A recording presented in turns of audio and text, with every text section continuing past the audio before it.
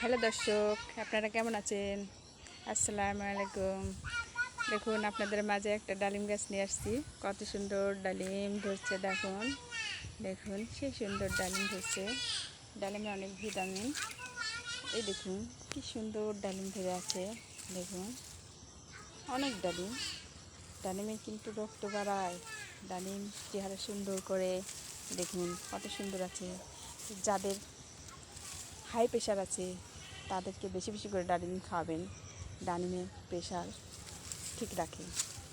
দেখুন কত সুন্দর ডালিম ধরে আছে, অনেক ডালিম। ডালিমগুলো দেখতে অসাধারণ।